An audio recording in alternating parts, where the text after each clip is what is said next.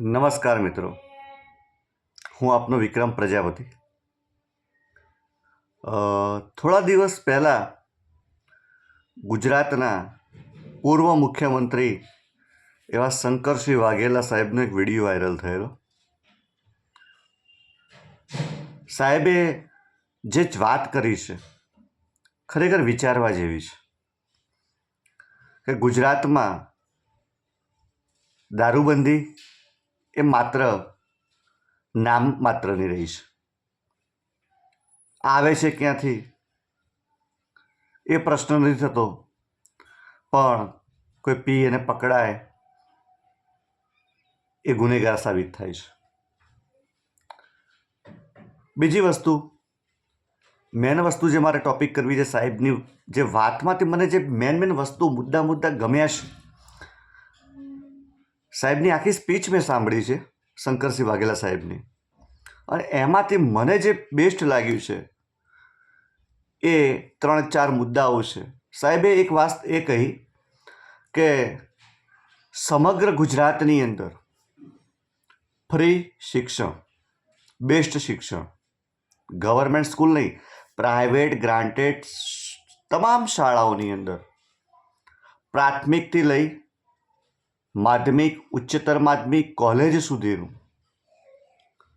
સારામાં સારું શિક્ષણ જો ફ્રીમાં મળશે તો ગુજરાતના બાળકોનો સારામાં સારો વિકાસ થશે. આવકારું છું સાહેબ આપના નિર્ણયને.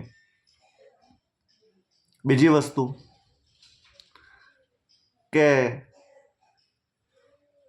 ગરીબ હોય કે અમીર હોય, નાનો માણસ કે મોટો માણસ, તમામને બીમારીની યોગ્ય અને ફ્રીમાં સારવાર તેમજ મેડિકલ મળી રહે. માણસ ધોરાઈ જાય છે સાહેબ, વ્યવહાર તહેવાર, દવાખાનું, બાળકોનું શિક્ષણ, અને જેની પાસે આર્થિક ક્ષમતા છે એને વાંધો નથી આવતો.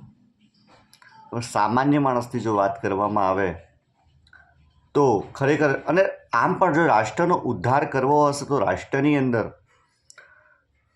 બેસ્ટ અને સસ્તું શિક્ષણ હોવું જોઈએ. તો જ રાષ્ટ્રનો યુવાન ભણી અને પોતાની કાર્યક્ષમતા બતાવી શકશે. બાકી ઘણા યુવાનો રાષ્ટ્રની અંદર એવા છે, દેશની અંદર કે રાજ્યની અંદર, કે પોતાની અંદર કૌશલ્ય તો છે પણ કૌશલ્યને બહાર લાવવા માટે, પોતાની બુદ્ધિ ક્ષમતાને બહાર લાવવા માટે એના વાલી પાસે પૈસા નથી હોતા.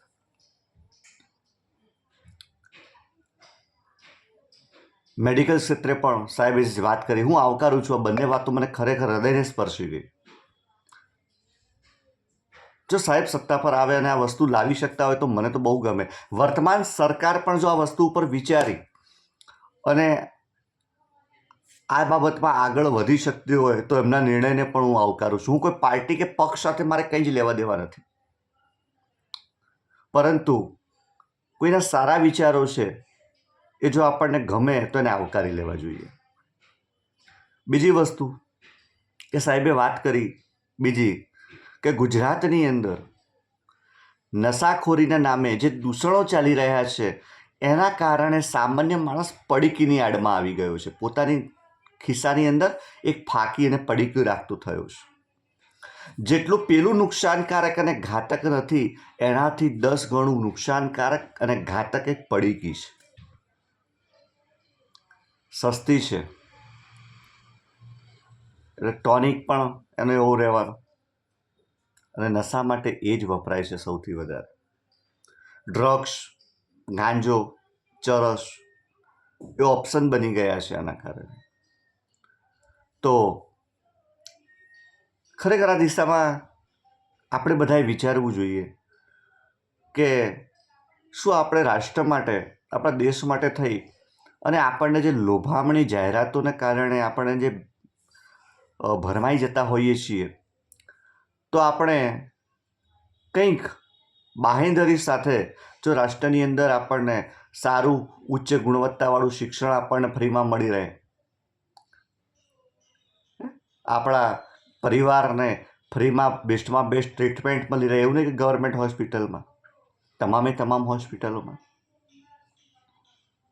મેડિકલ મળી રહે, ઓપરેશન થઈ શકે, કારણ કે હું તો પોતે એક શિક્ષક છું અને જોઉં છું કે ઘણા વાલી બિચારા એવા હોય છે કે જે પોતાના બાળકોની ફી નથી ભરી શકતા અને એના કારણે પોતાના બાળકોની શાળા એ નથી મોકલતા.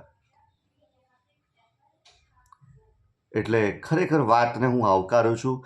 શંકરસિંહ સાહેબને, વાઘેલા સાહેબને ખૂબ ખૂબ આભાર સાહેબનું. તમે કે એક પોતાની વાત મૂકી છે લોકો સમક્ષ, લોકોને એક વિચારતા કરે છે અને ખરેખર વંદનીય વાત કહી છે. અને આપ તો એક ચાણક્ય સમાન છો, કારણ કે તમારી જે વિચારધારા છે, તમારા જે શબ્દો છે, ઘણીવાર સામેની વ્યક્તિને વિચારતા કરી દેવા છે. ખૂબ ખૂબ ધન્યવાદ. અને ખરેખર આ વસ્તુ વિચારવા જેવી છે. જય હિન્દ, જય ભારત, વંદે ગુજરાત, નમસ્કાર.